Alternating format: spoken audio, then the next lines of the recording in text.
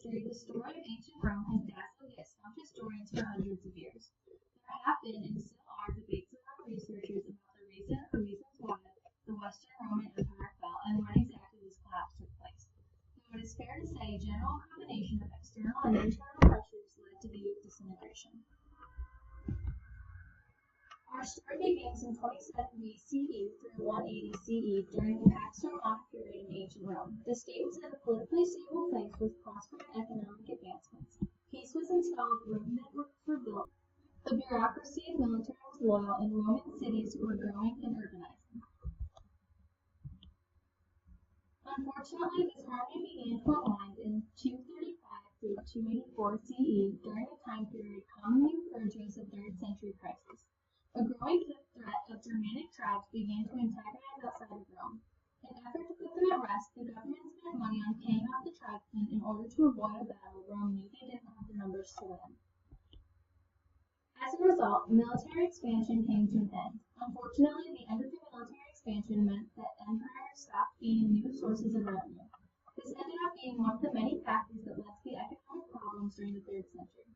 Other factors included a plague that is thought to have killed 10% of the population, a short currency due to foreign trade, and increased pressure on the army because of the threat of Germanic tribes. All of these things combined, as you can imagine, greatly impacted the economy and not for the better. One of the results was the debasement and inflation of currency. Debasement of currency means that since the government was low on money, they decreased the amount of actual silver or gold in the coins. Under the emperor Septimus Severus, the silver content in the denarii decreased to 50%. The content kept decreasing very gradually until 256 AD, after which it dropped so much that the coins were basically just silver-washed bronze. Later on, in 348 AD, the solidus, the coin issued by Constantine, would be worth 5,760,000 denarii, compared to the 4,530 in 324 AD. So at this point, Rome was experiencing a ton of currency debasement, and it's worth noting that there was also just a general lack of money. They were putting a lot of money into things like foreign trade and the military, but they weren't putting a lot back into the system. And, as governments always do, they were raising taxes, which didn't help too much either, and instead just contributed to the cycle of economic problems. As a result of all this, there was a lot of inflation of the currency. Prices were raised significantly, and the wages lagged behind the rest of the prices. This, in turn, led to sellers demanding more money, more consequent debt to meet their needs, and so the cycle continued. Another huge issue Rome faced at this time were the issues rooted in the military.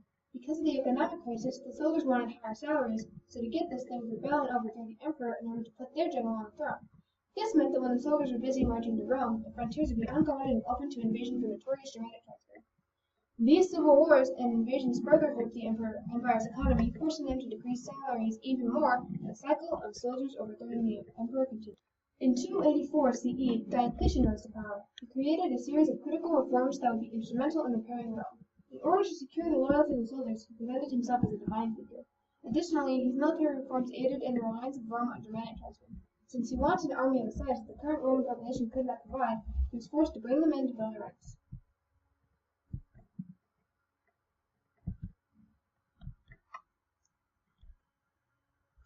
Diocletian also created administrative reforms. He divided the empire into two halves, east and west.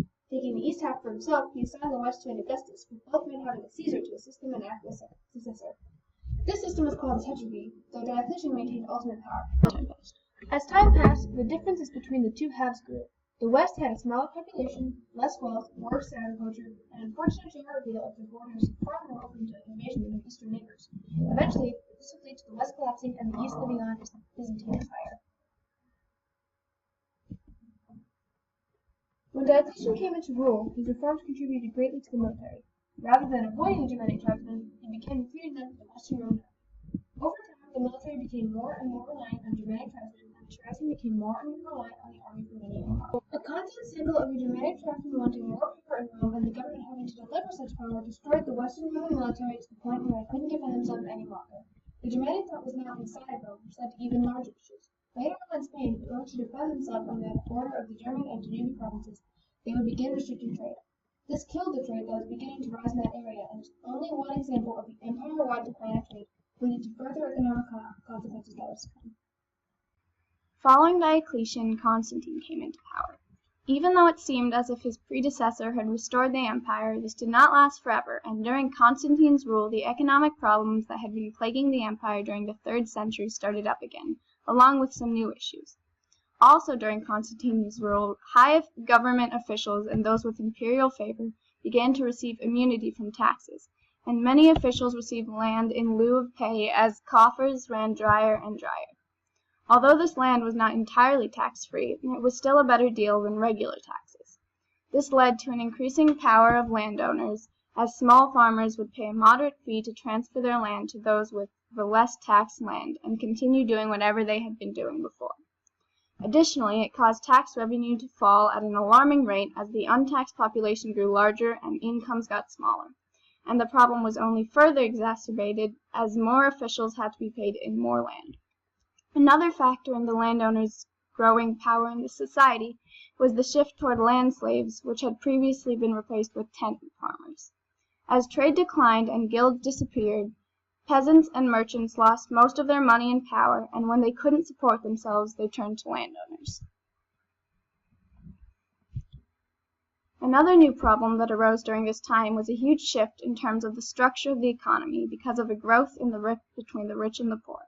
It got so extreme that there were essentially 2 different economies. There was one economy for the poor.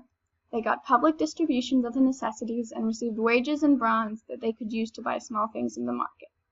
The other economy, the economy for the wealthy, was in gold coins and could be used to buy various luxuries.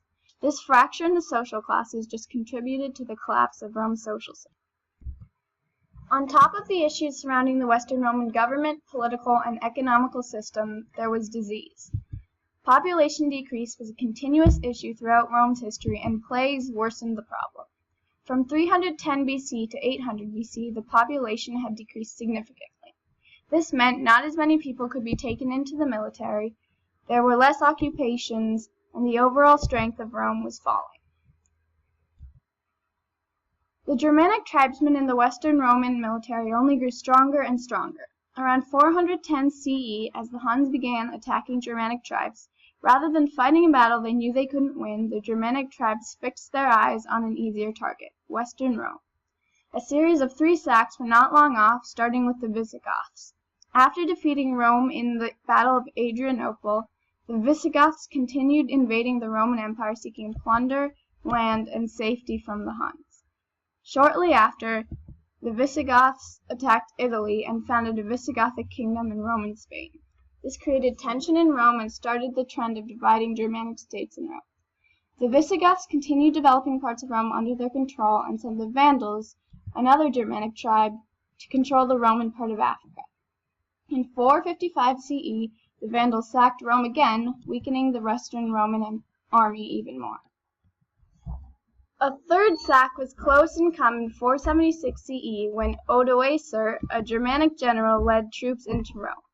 The last Western Roman Empire, Romulus Augustulus, surrendered to the German mercenary Odoacer, who became the first German king of Italy. The 3 Germanic sacks on Rome demonstrated the vulnerability of the Roman government and military that had been building up for decades. One could assume that this was the end of Rome, though some historians beg to differ. The eastern half lived on for centuries more as the Byzantine Empire, and still today the city of Rome stands. Generally speaking, there were countless issues that led to the fall of Western Roman Empire. Political, economical, societal, military, internal, and external pressure led to the overall state of the empire worsening from the end of the Pax Romana to the 5th century crisis. Think about it. It takes several ingredients to make a cake. You couldn't just use flour or just use water and expect to get a cake out of it. In the same way, there's no one thing to blame for the collapse of the Roman Empire. It's complex, it's difficult to understand, but taking a closer look at the many different causes and events that went into it makes it a whole lot easier.